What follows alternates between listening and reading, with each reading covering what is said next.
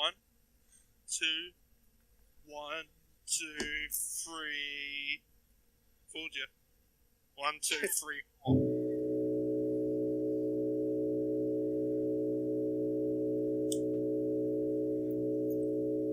This is Dissonant Waves.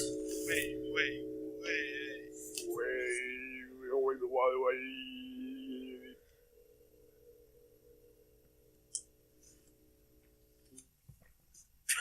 Excellent.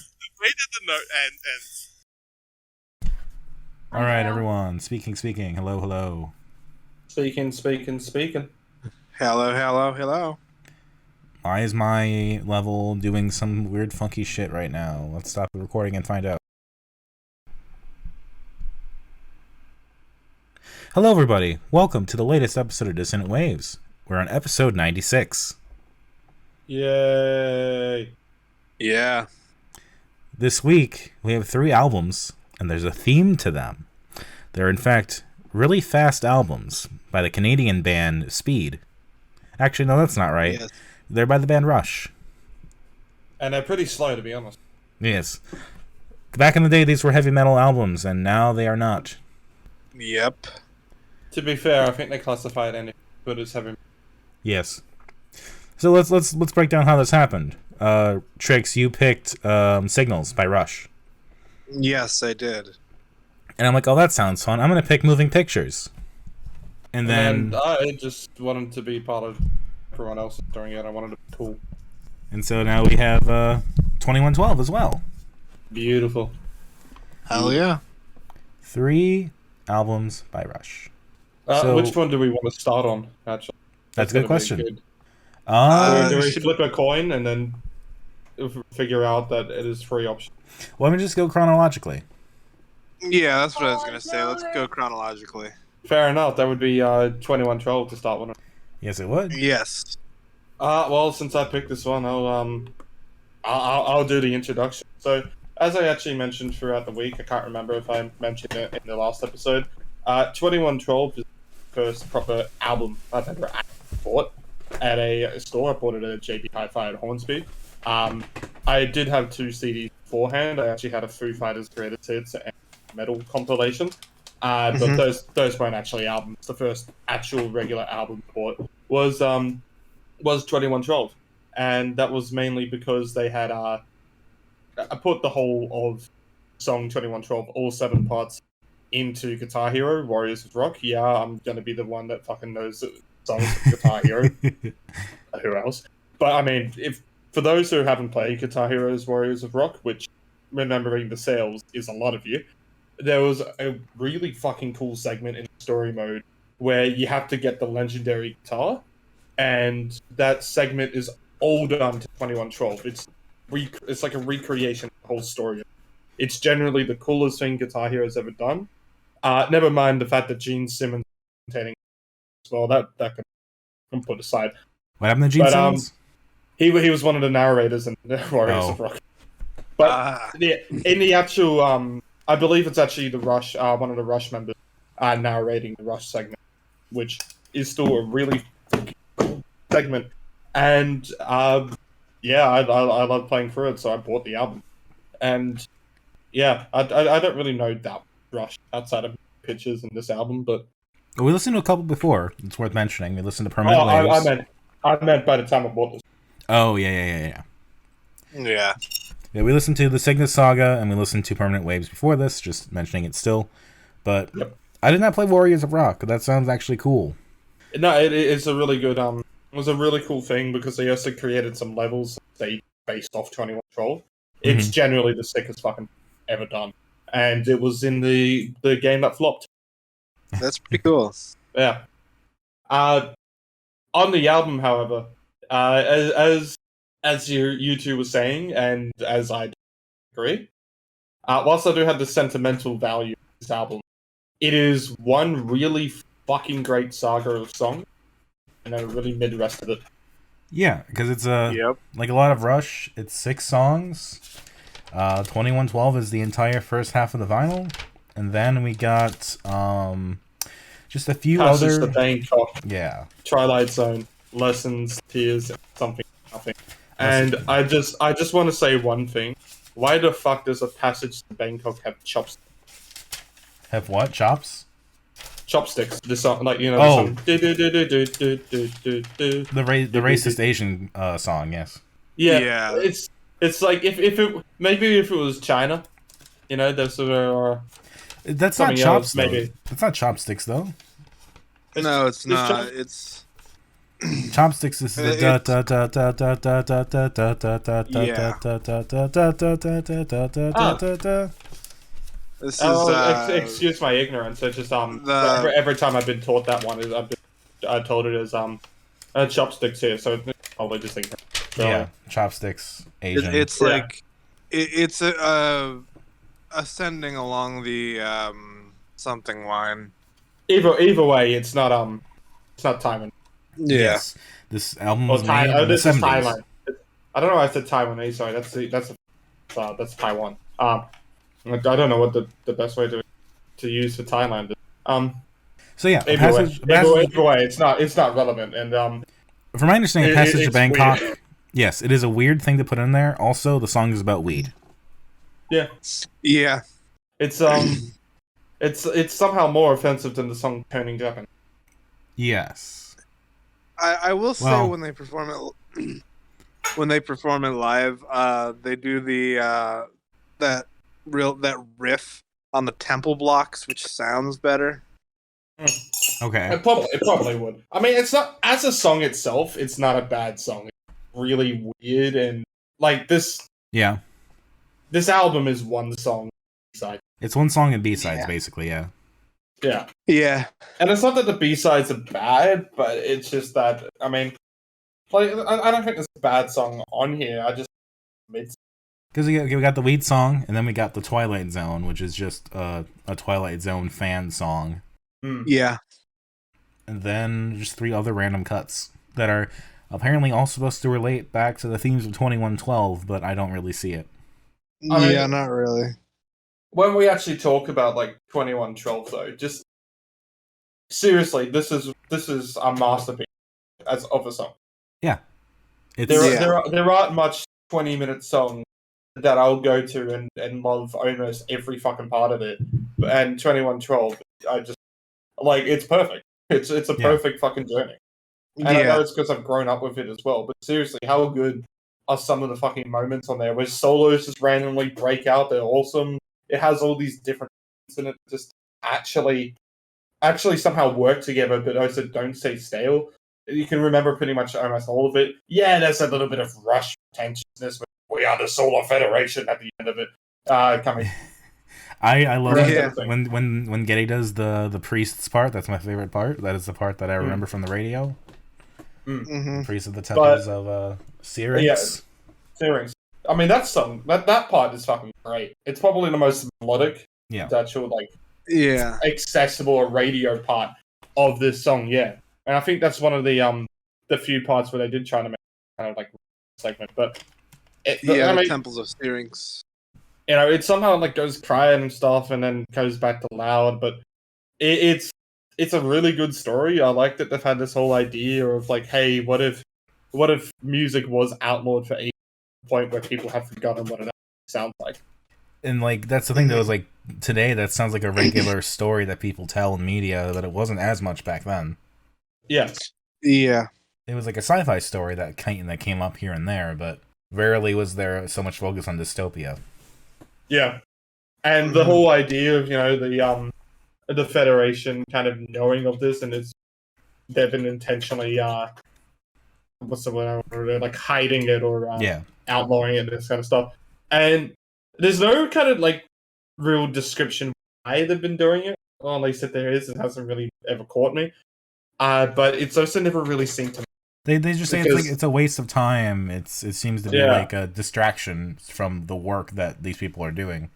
I know, but it's like that never really feels like a. It's not really an answer, but it's something that the Yeah. priests just tell this guy because they are the overlords basically. Yeah, again, it's never really been something that is, as a part of it because it's not Yeah. supposed to be a whole aspect of like the story doesn't end with the with music winning. Yeah, And then that's not what the point's supposed to it kind of be, because it's not a story that's kind of like, oh, feel good and everything. It's like this kind of like warning kind of, which if it had this happy, kind of lose all the power anyway. Yeah. So it's just a really interesting and captivating story. The music behind it's fantastic as well. It's a timeless song on an album that has not so timeless songs after it. It is a much more enjoyable version of Ayn Rand's Anthem. I remember I did watch a Rush documentary as well, and like this is early in the career of Still On, but they had put out like some other stuff that was kind of not really working. I think as they described it, they were a little stoned when they wrote all the stuff. And whilst this wasn't obviously a big radio hit or anything like this was an album that kind of started to establish them in the prog rock scene. That's why it is a lot of people's favorite Rush album. I'm not saying in the hardcore Rush fans, although some obviously would be, but this is like the kind of the album that established Rush as a prog rock history. Yes, the best one. Yeah, I know their last album before this, Caress of Steel, had not done very well, and the album was kind of a flop. That was the one I was referencing. Yeah, you keep cutting in and out a little bit, so it's kind of hard to understand everything you're saying. Yeah, apologies on that. On that, it's on the internet. Don't worry, we're going to election next week and change absolutely. Caress of Steel has a song called "I Think I'm Going Bald" on it, which is a relatable. They're making fun of the Kiss song "Going Blind" because for a while they'd open for Kiss and they hated that song. That's fun. Imagine Rush opening for Kiss. That's an interesting night. It's also one of their least popular songs. I think I'm going blind. I think I'm going bold. Oh, yeah, it is not a great song. Yeah, just on Spotify, it hasn't much. It hasn't got the least amount of plays, and I'm not counting live songs. But I'm just looking at the amount of Rush songs that have less plays that aren't from a live album. So far, I've found 2. And that's one. Superconductor, I'm gonna guess, is one of them. No, actually. Damn. It wasn't Superconductor. It was Red Lenses. But I will see. Okay, there is a bit of Hold Your Fire that hasn't gotten it. Gotcha. So it's fair to say that peak Rush is from 76 to 82. So I'd say they fall off after Hold Your Fire. Oh, so Grace Under Pressure is still in there? Yeah. Okay. What album was Superconductor? I forget what album it's off of. Yeah, I'm taking a look, see if I can find it. I think it's actually one that's because the live version of it has over 1 million, so probably fine, to be honest. Oddly enough. Superconductor is one of it's off of Presto. I don't know which one I want. It's the one with the rabbits. So we're calling I'll searching it up, see if I can find it. It's one of the worst Rush songs. So we're saying it's from their 4th album, 2112, through Farewell to Kings, Hemispheres, Permanent Waves, Moving Pictures, Signals, Grace Under Pressure, Power Windows, and Hold Your Fire. Yes. Okay, interesting. I hold a bigger window than most fans would do, I think, too. So. Yes. Some people don't. Some people don't like 80s Rush as much as I do. I like some 80s Rush, not all of it. Superconductor has 1.7, by the way. Damn. So it's not even considered the worst off that album. It's actually one of the best off that album. It is not a good song. I haven't listened to it. I don't think I have any intention to listen to Rush for a bit. Not in a bad way. I'm just a little rushed out. Yeah, we listened to a lot of Rush this week. Yeah. And I think this is surprisingly like kind of the shortest album to talk about, despite how 2112 is. It's just that it's so mid after the grandness. Yeah. Kind of. 2112. I think I enjoyed this a lot more back when I was a kid, but again, this will always have the sentimental value for me just for being the first one that I actually bought. Yeah. 2112 is the highlight. Everything else is kind of there because it has to be an album. On that note, I still don't know where I've placed the Rush. I had 2 Rush CDs. I had 2112, and I had Greatest. Greatest I Hits. have, yeah. It was like a Spirit of. I think it was called like Spirit of the Radio Greatest. Gotcha.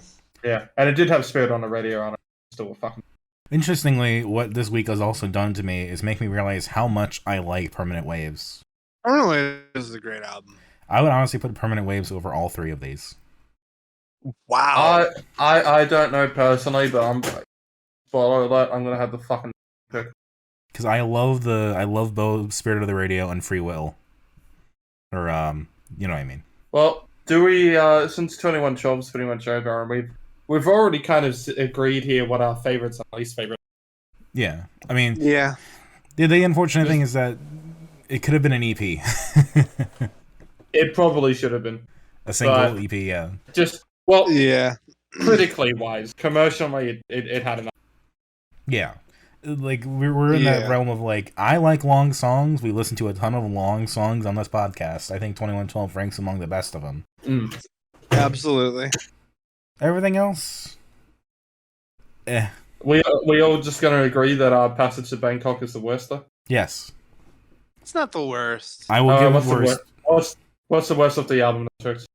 I not Passage to Bangkok. I actually kind of like it because I've seen it live a few times. Fair enough. I'm going to give it But, as worst because of the racism. Fair enough. It's just it's not that I even think it's just like racist. It's just that uncomfortable. Yeah, it's just like a thing of like, oh, this didn't age well. Yeah. Like for those listening, we're not trying to go like, oh, Russia's a bunch of races and stuff like. No, there are a bunch of new wave artists in the 80s that are. They're Canadians.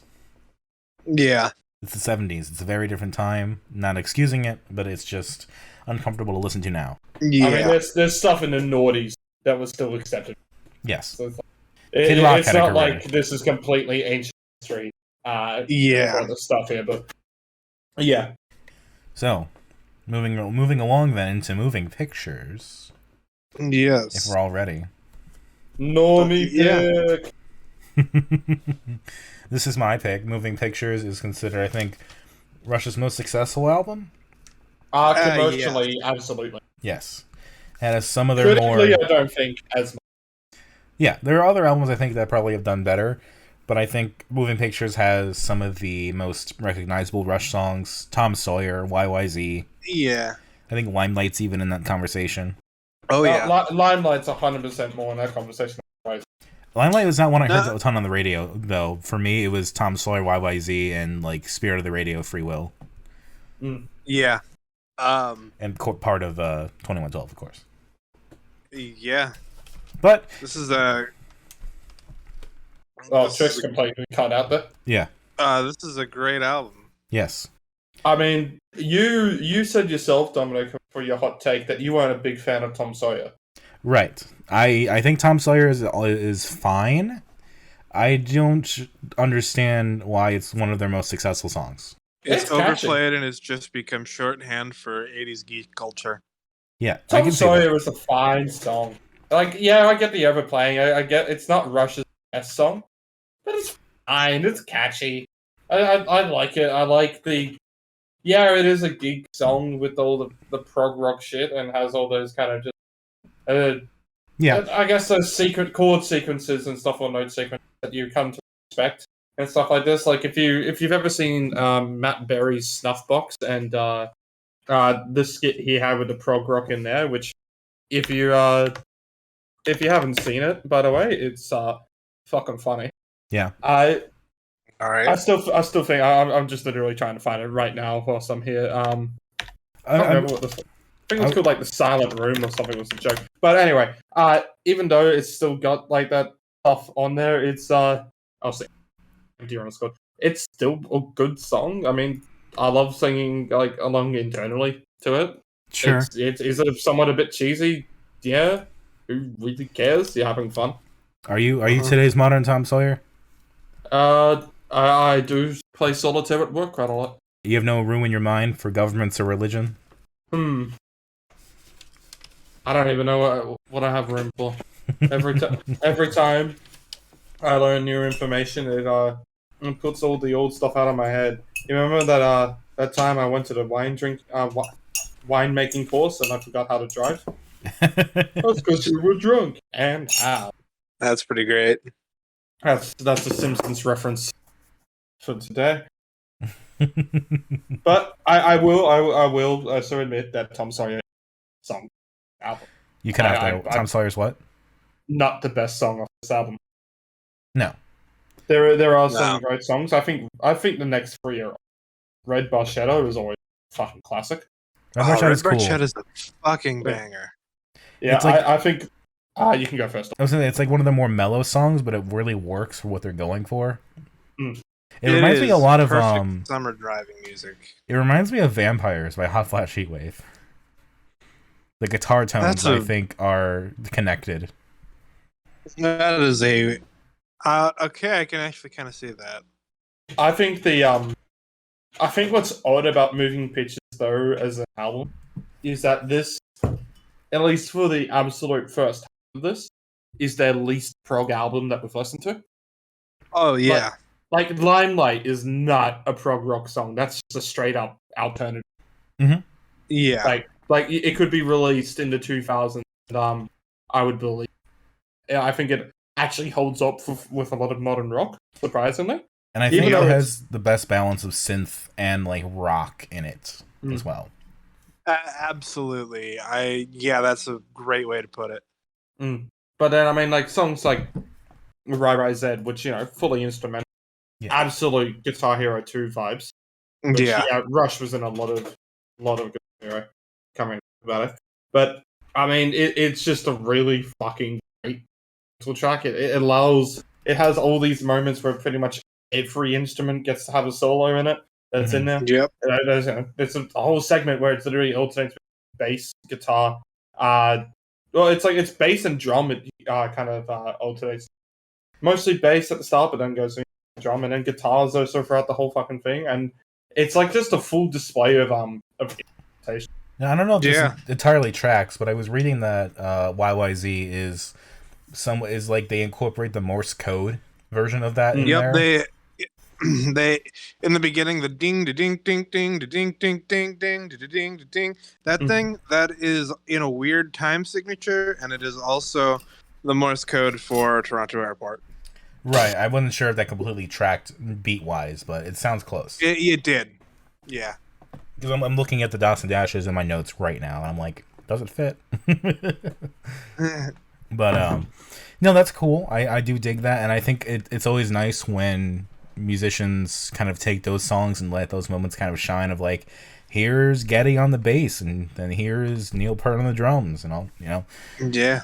I just want to say as well with the whole Morse code for the airport and stuff, just another cool little thing. Have you ever listened to Alt J's Cold Blood? No. So at the start they start going like 011 and there. Yeah. And it's actually all binary for how to do the Alt J command. That's cool. Yeah. That's cool. I wonder if they took that from Rush in a weird thematic way. I'm not too sure if it's that or I mean, Relaxer is one of those albums where people either loved or hated it, and a lot of people hated it. Me and my dad liked every song except for the cover of House of the Rising Sun. Oh God, we need to have an episode that's just all covers of House of the Rising Sun. It's not the old J version's not bad. It's just like, if you want to hear something fascinating, the Adolescence cover of House of the Rising Sun definitely comes to mind. Either way, back though on the Rush album. I mean, it's obviously a much more commercially successful first half. Yes, like kind of more Rush. When they finally gave it and stopped making all those damn long songs. Yeah. Well, not entirely, because there's also the Camera Eye. The worst of their long songs. I really like the Camera Eye. Yeah, I don't mind. It's my least favorite song on the album, but you can go ahead and talk about it. It's definitely not the highlight of the album. Yeah, when they make them more kind of, I mean, this is the most commercially successful and accessible Rush album, and I'm a fucking normie for this probably being my favorite Rush album, but I don't shit. I mean, Signals is pretty up there too. Yeah, I like despite the emotional attachment to 2112 as an album, it's least favorite of all the ones that we've covered so far. But I am a fucking normie when it comes to Rush, and I'm tired of pretending that I'm not. I really like their radio accessible songs. They're very catchy, and they stay in my head, and they've stayed in my head for a long time. I've randomly sung along out loud to Tom Sawyer with no music happening whatsoever, just on my own. Yeah. I don't know what the word is. My own will, I guess. Your own free will? Great. Or is it not free free my will? own free will. Or is it just the power of the radio? God has told me right now that I have to sing along to Tom Sawyer. He works in mysterious ways. It's a great album. I just like it. Worth noting that Tom Sawyer apparently has its roots in this band called Max Webster kind of gave the lyrics to Rush, or a version of it, and was like, hey, we think you could use this. I actually didn't know that. Hold on. If no one's ever seen this is the actual true greatest cover of Tom Sawyer. Boy. Oh, God. Fuck off at that. Oh, yeah. They actually played that at the concerts. So, Matt Stone and Trey Parker are huge fans. Are they Canadian? They're not, no, they're not Canadian. Oh, okay. States. But, because of it, they actually, they animated a little intro that, Rush used, for Tom Sawyer when they played it live. Fair enough. And it's the boys in South Park, doing a Rush cover band. And Cartman gets the lyrics wrong, and him and Kyle have a constant fight. It's great and it's adorable. I know, I know South Park has had issues and stuff, especially recently with show a bit weird, but stuff like this is always great. You cut out there again. What was that? Just saying that stuff like these intros that South Park did were always great. Gotcha. Okay. Yeah. You know what the other great Rush cover is? Nope. Bare Naked Ladies have a cover of, I believe, Closer to the Heart. That's a polka cover. Okay. And if you've ever wanted to hear Closer to the Heart done as a polka, I think I can hook you up. I mean, I'll think about it and let you know. Yeah. Other fun things. Apparently, initial CD copies of this album, they miss the fairy verse speed of Tom Sawyer. Yeah, that's unfortunate. I mean, Tom Sawyer is a song that starts very quickly. There's almost no pause between just we're getting right into it and then here are lyrics. Yeah. Like there's no intro to the album really. It's just we're just diving into Tom Sawyer. Yeah, and that is such a powerful move to do, if I'm going to be honest. Yeah. Like I feel like a lot Tom Sawyer is the hell of an intro. Yeah. So we didn't really talk about the album arts as well on here, but Moving Pictures has such much better album art than a lot of their other ones. I know it's very basic, but also just it's a classic. And 2112 has the symbol, the star guy. Yeah. I don't know. I mean, if you ever look at the deluxe edition cover, oh god, is it good? You said? No, oh god, is it a disappointment looking at the deluxe edition cover? Oh, interesting. Yeah. Where the 40th anniversary just says of Hemispheres sucks ass. Well, that's 2112. Yeah, I've seen that. Yeah, it's on Spotify. On it. Yeah, that's kind of dumb.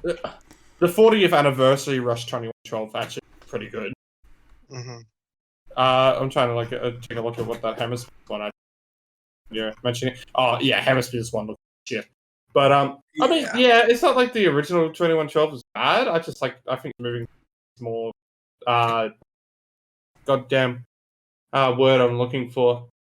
I'll figure it out later. I think it's a lot more. I'm just gonna have to say the word classic again. Sure. Than Fair enough. The 2112. And of course, even Signals, though I know it's a symbol. Yeah.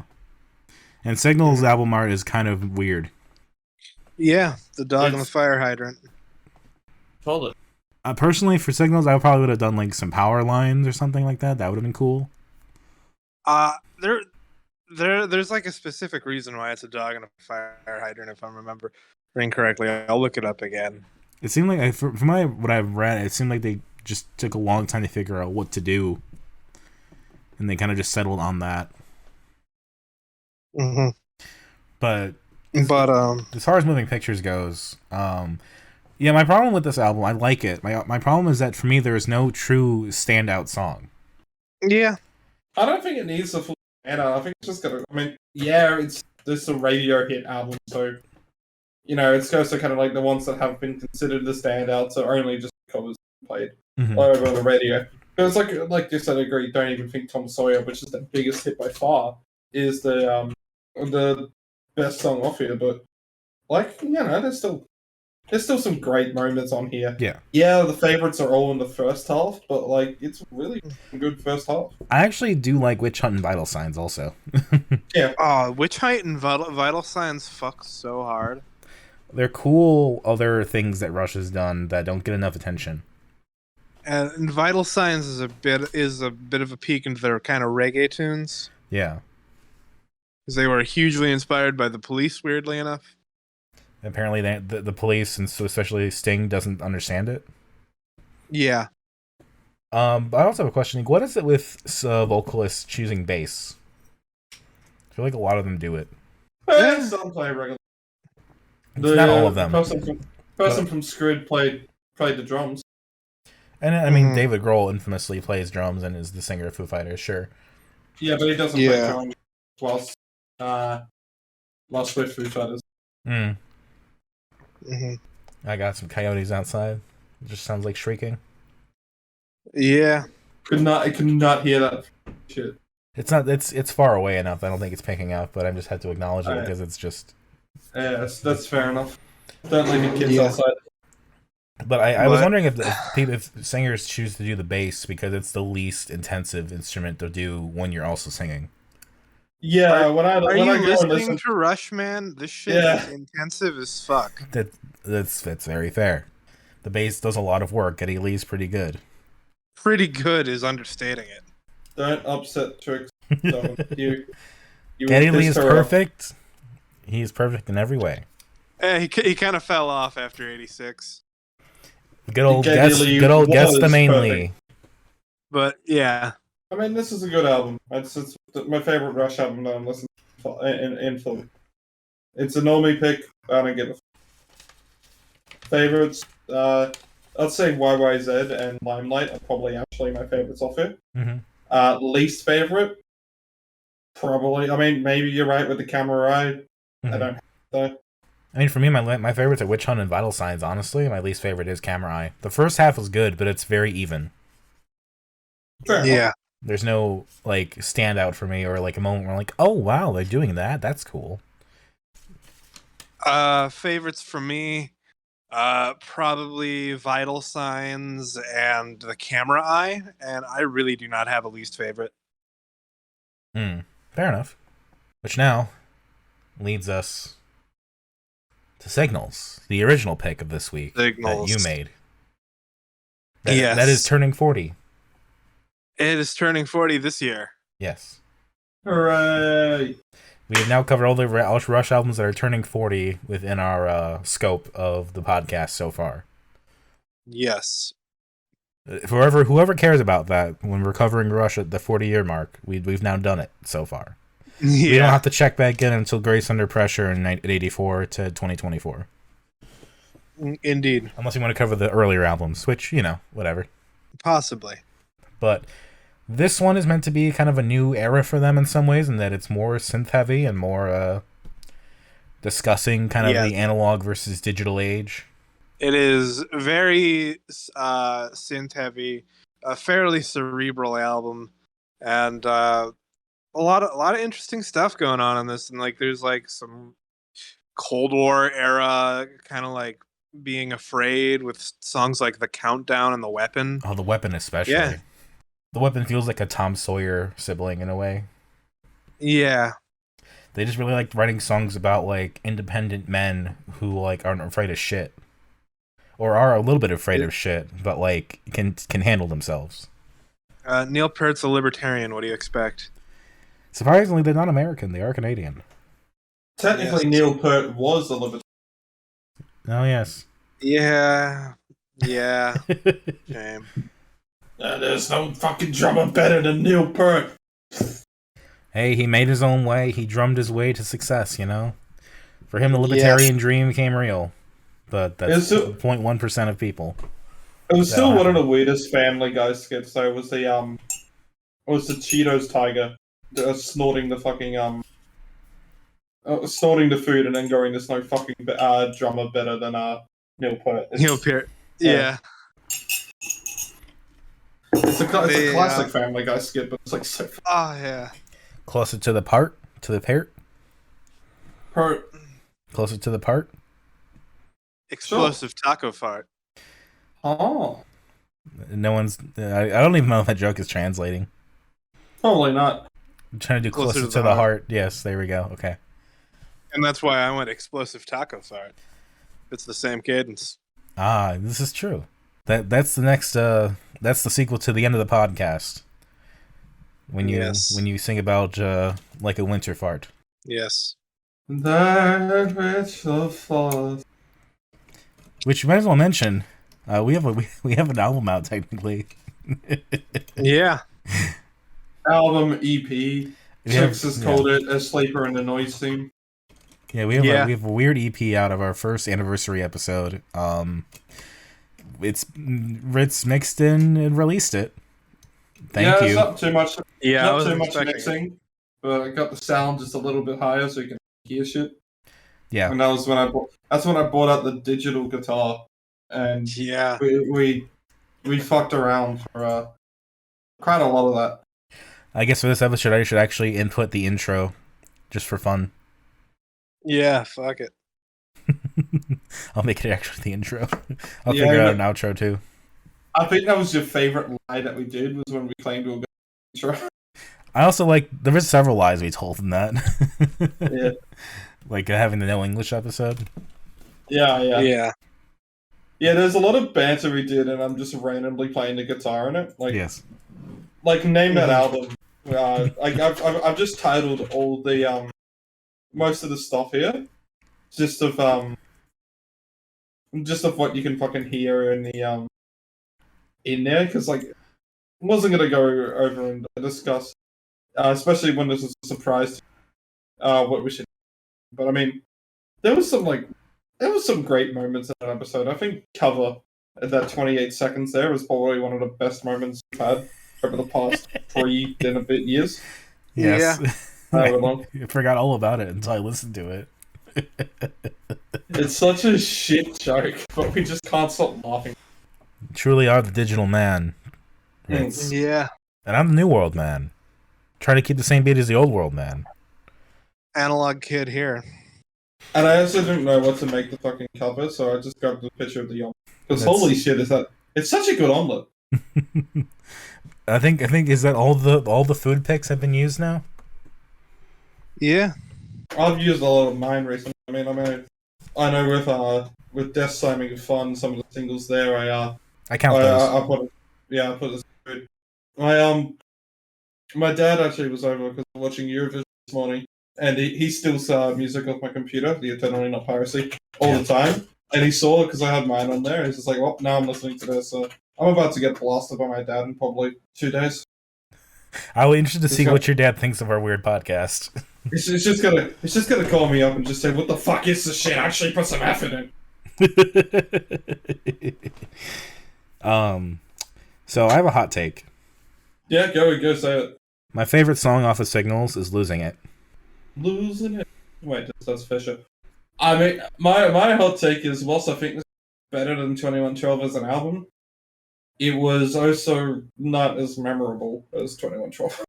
I agree. It's not the most memorable album, but it has moments. I think Losing It's the best song overall. But Chemistry was kind of cool, because I know that was kind of born from like sound checks. And it was a moment for all of them to kind of jam together. That's pretty cool. But Losing It has like the electric violin, and like it just is kind of a cool little thing that they have going on. Also, I thought about this a little bit when I was listening to it. So Countdown, I believe it's inspired by the space shuttle launch, Columbia, I think. Yeah, Columbia. So they have a lot of like space chatter. What other album that we listened to has a bunch of space chatter in it? Mouse Theory.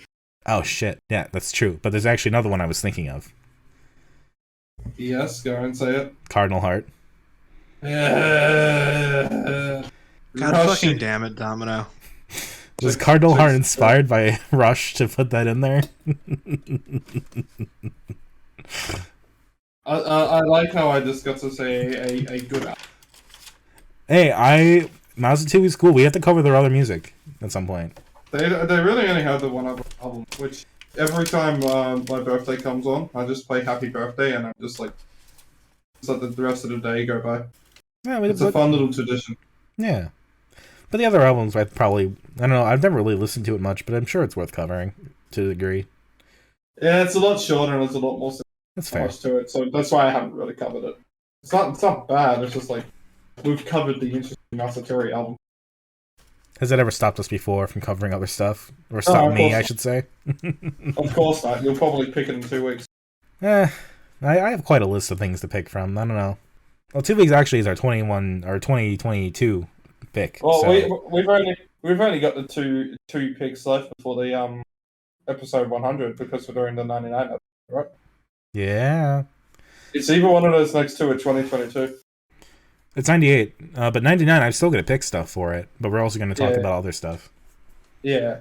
But, I don't know. I like the idea of Rush exploring, like, subdivisions and bullying and childhood in this really weird way they do it.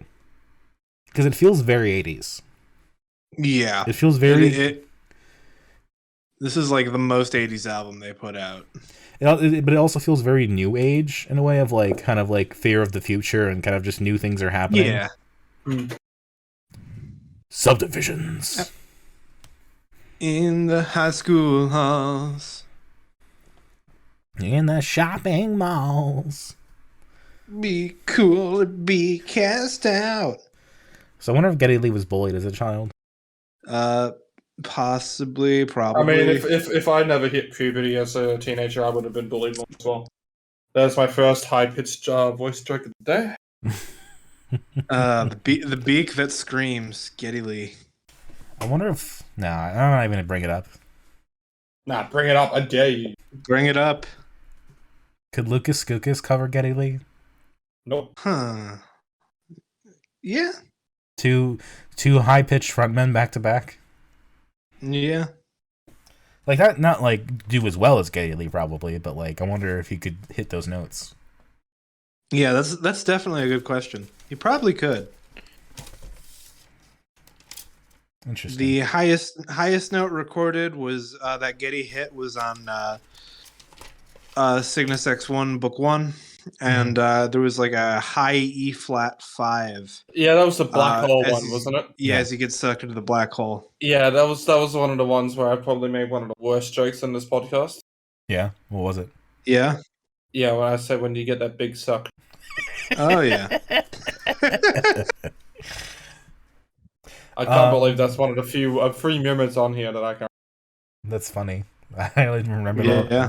I'm glad that you remember that. Yeah, me too. I remember everything. So apparently, except for most of this album. Yeah. Apparently, New World Man was created. It seems to be a common thing with Rush is that they end up having to create more songs because they have just a little bit more left on the record. Yep. I did that with Just Slamming Fun. Yeah.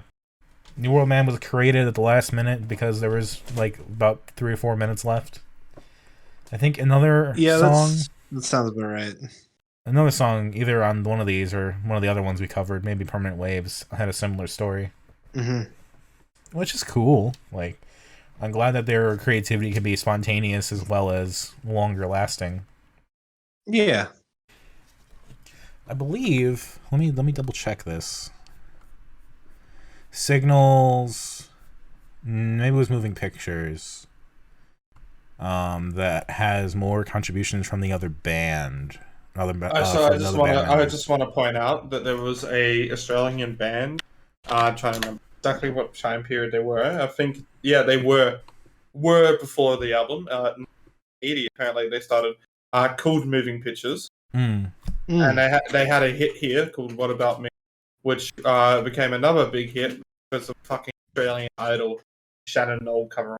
So there's a band called Gotcha. Moving Pictures in Australia, right? Yep.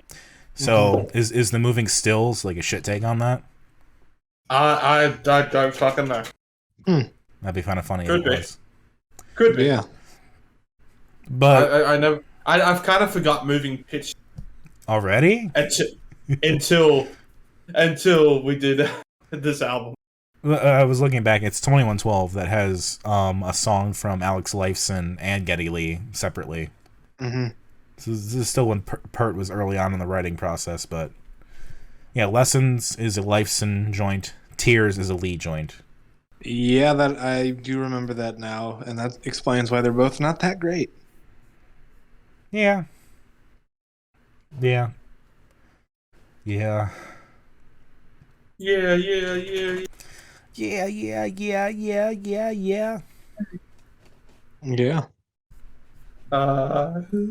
Can't do the rest of Cover the Chrome at the moment. I mean, I enjoyed this album in full more than 2112, but also it's like it's because whilst this is still kind of mid in my opinion, just for me. I know Trix is gonna slap me for it. I think it's also like the rest, like the album is just fine enough that it's 2112, and I'm just judging it by an album, but I still. Like I said, I still think it's more forgettable. I agree. I mean, I think 2112 is better because 2112 has 2112.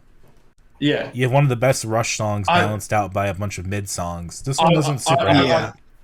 I'm doing this just as an album. When it comes to actually, like, what I'm going to go back to Song of 2112. Yeah. Mm-hmm.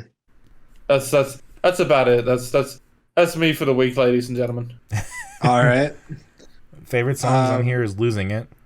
I'm losing it. The least favorite song, I would probably go with Digital Man, maybe.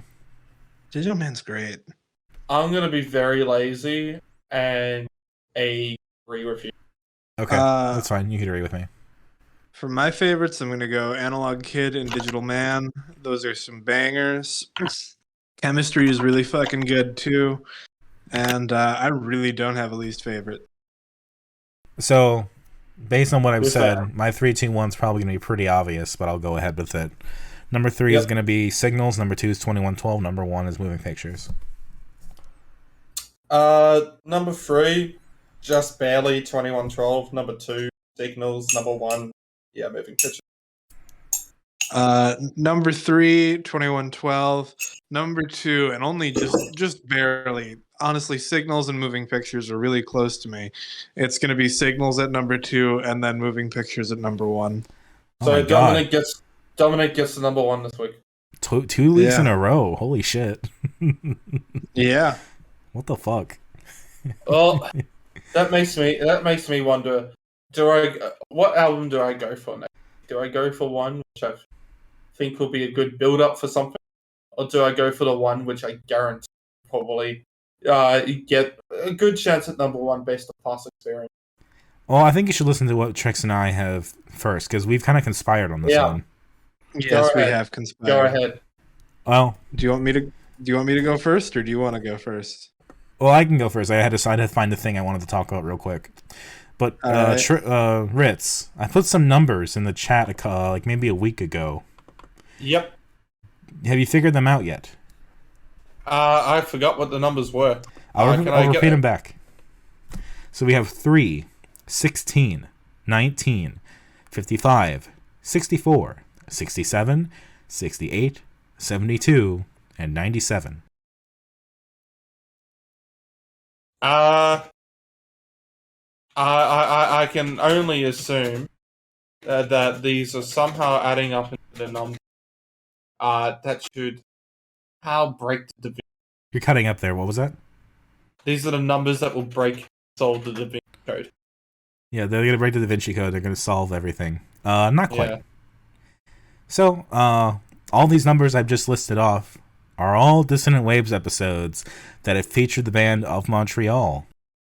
Ah, so 97 is your little way of saying you're picking him this time. Ah, yeah, you clever fuck, huh? Yeah. Yes, And indeed. you come in here throwing down this shit and these strict clues and going, can you figure out these numbers, man? Can you figure out these fucking numbers? Yeah. Guess what? I'm picking fucking Kevin Barnes again. Yeah, that's all right.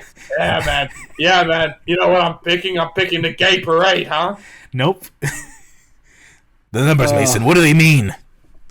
Anyway, I've said it before. There is one album we've not covered that we should cover in Of Montreal's discography because we covered everything else around it, pretty much. We are doing the Sunlandic Twins and also the Sunlandic Twins bonus EP.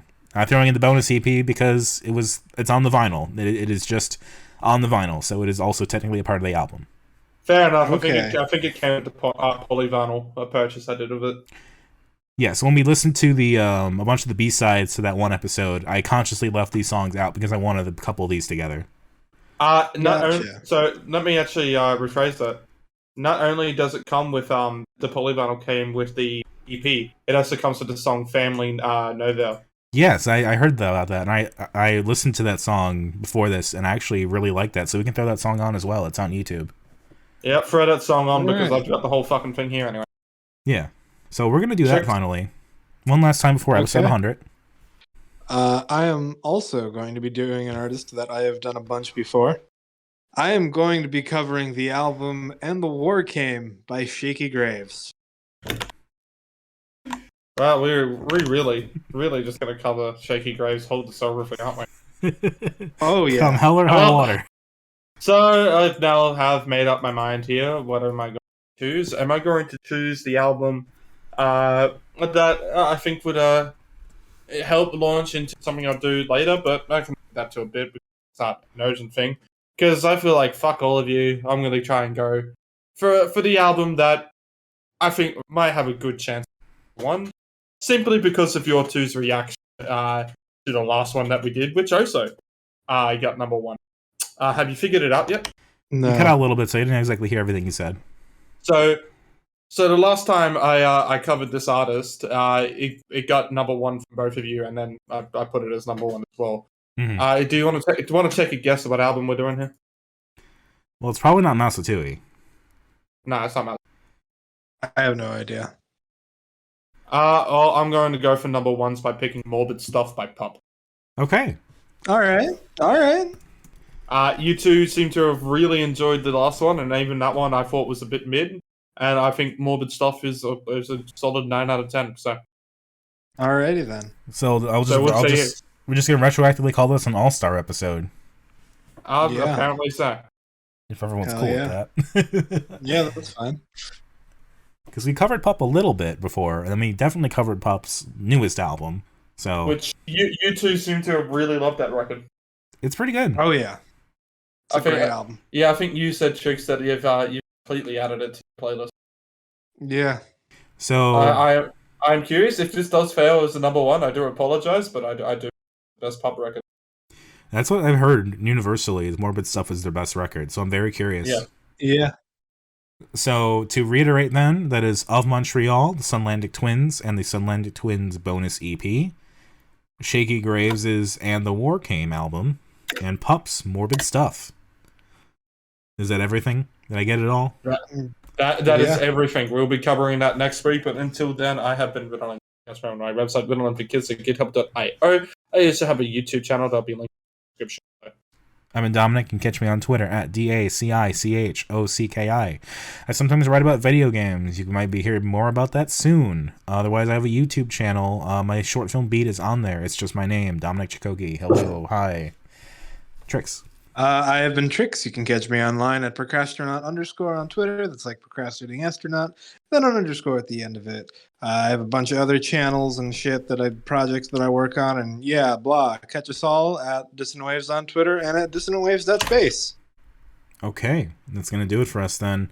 Have a great evening, night, morning, afternoon, whatever time you're listening to us. I hope it is a good part of your life.